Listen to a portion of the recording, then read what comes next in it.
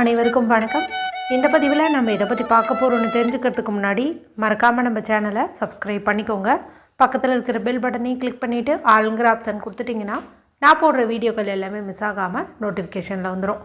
இந்த பதிவு மிக மிக முக்கியமான பதிவு, அனைவரும் தெரிந்து கொள்ள வேண்டிய ஒரு பதிவு அப்படின்னே சொல்லலாம். எதை பற்றியதுன்னு பார்த்திங்கன்னா, இன்று டிசம்பர் மாதத்தின் 10ஆம் தேதி, கார்த்திகை மாதத்தின் 24ஆம் தேதி, நிறைஞ்ச புதன்கிழமை. புதன்கிழமைங்கிறதே எல்லா விதமான சுபகாரியங்களையும் செய்வதற்கு ஏற்ற ஒரு நாள் அப்படின்னே சொல்லலாம். இது மகாவிஷ்ணு வழிபாட்டிற்கும் புதன் பகவான் வழிபாட்டுக்கும் ஏற்ற ஒரு நாள் அப்படின்னு சொல்லலாம்.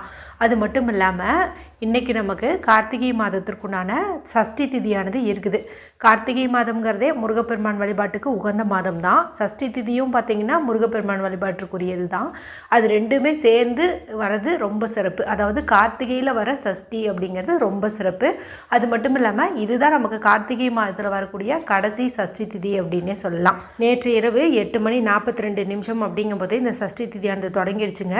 இது இன்று இரவு 7:58 வரைக்கும் இருக்குது. இந்த அற்புதமான நாளில் பல அற்புதமான ஏஞ்சல் நம்பருக்கான சேர்க்கை இருக்குது. என்னென்ன அப்படின்னு பார்த்தீங்கன்னா, 666 அப்படிங்கிற எண் சேர்க்கை, 517 அப்படிங்கிற எண் சேர்க்கை, 369 அப்படிங்கிற எண் சேர்க்கை எல்லாமே அமைஞ்சிருக்குது அப்படின்னே சொல்லாங்க. இந்த சக்தி வாய்ந்த நாளில் செய்ய வேண்டிய முக்கியமான 3 விதமான பரிகாரங்கள் குறித்து நம்மளுடைய சேனலில் ஆல்ரெடி வீடியோ போட்டிருக்கிறேன்.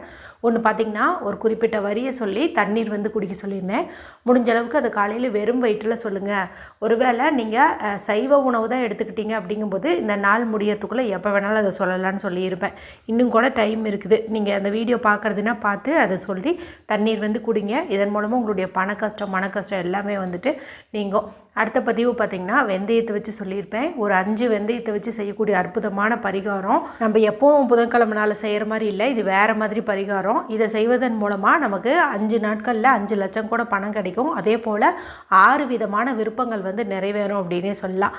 அடுத்த பரிகாரம் பார்த்திங்கன்னா, இன்றைக்கி காலையில் நான் ஒரு 8 மணி டைமில் செஞ்சு எனக்கு 11:20 போதே ரிசல்ட் கொடுத்த ஒரு பரிகாரம் குறித்து சொல்லியிருக்கிறேங்க.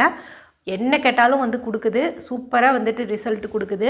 அது குறித்து நான் சொல்லியிருக்கிறேன். ஒரு குறிப்பிட்டதை மட்டும் நீங்கள் கையில் எழுதிக்கிட்டீங்க அப்படின்னாவே போதும், நினச்சது எல்லாமே நடக்குது. அந்த வீடியோனுடைய லிங்க்கும் எண்டு ஸ்க்ரீனில் கொடுக்குறேன், மறக்காமல் செக் பண்ணி பாருங்கள்.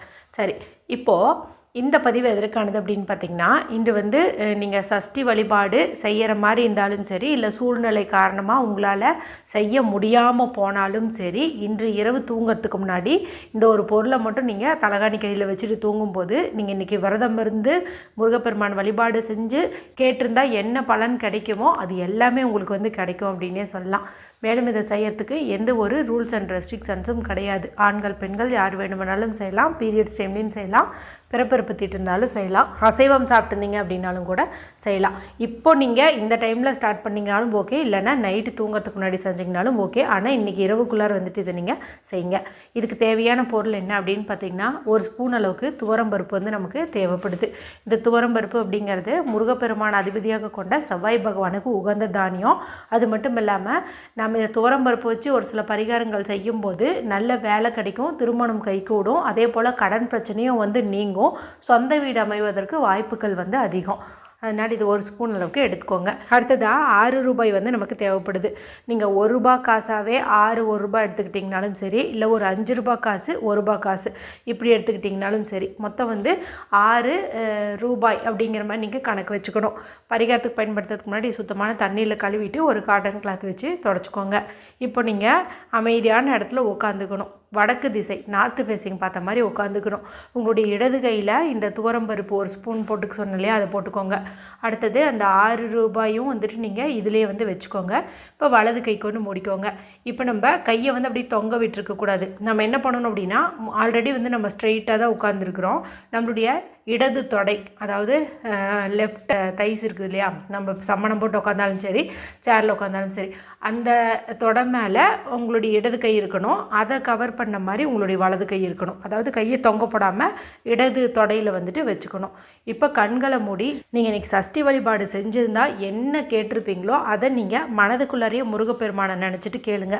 சொந்த வீடு வேணும், நல்ல வேலை வேணும், குழந்தை பாக்கியம் வேணும், பணம் சேரணுன்ட்டு எப்பேற்பட்ட விருப்பமாக இருந்தாலும் சரி, அதெல்லாம் நீங்கள் மனதார வேண்டிக்கோங்க.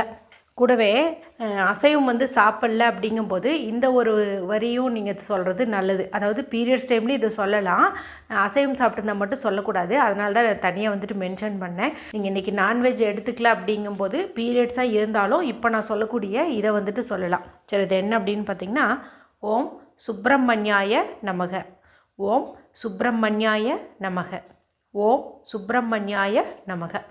இந்த பேர் முருகப்பெருமானுக்கு ரொம்ப ரொம்ப பிடிக்கும்னு வந்துட்டு சொல்லுவாங்க. அதனால் இதை வந்துட்டு நம்ம சொல்கிறது நல்லது.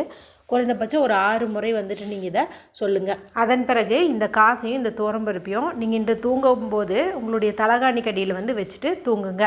இப்போ காலையில் நாளைக்கு பார்த்திங்கன்னா வியாழக்கிழமை, நாளைக்கு காலையில் எழுந்திருக்கும்போது இந்த துவரம்பருப்பு இந்த காசு அது ரெண்டையும் நீங்கள் உங்கள் கையால் எடுத்து கண்ணால் பார்க்குறதும் நல்லது. ஒருவேளை காலையில் அப்படி பார்க்குறதுக்கு மறந்துட்டீங்க அப்படிங்கும்போது உங்களுக்கு எப்போ ஞாபகம் இருக்குதோ குளித்ததுக்கப்புறமா நீங்கள் என்ன பண்ணிங்கன்னா இந்த 6 1 ரூபாயும் நீங்கள் ஒரு பேப்பர்லேயோ அல்லது துணியிலையோ வந்துட்டு ஒரு சின்ன முடிச்சு மாதிரி ரெடி பண்ணி வச்சுட்டு முருகப்பெருமான் படம் இருந்ததுங்கும்போது அங்கே வந்துட்டு நீங்கள் இதை வச்சுருங்க. இல்லைனா சாமி ரூமில் எங்கே வேணாலும் நீங்கள் வந்துட்டு வச்சிடலாம். இந்த துவரம்பருப்பு வந்துட்டு நீங்கள் தானமாக வந்து பறவைகளுக்கு எறும்புகளுக்கு வந்து போட்டுருங்க.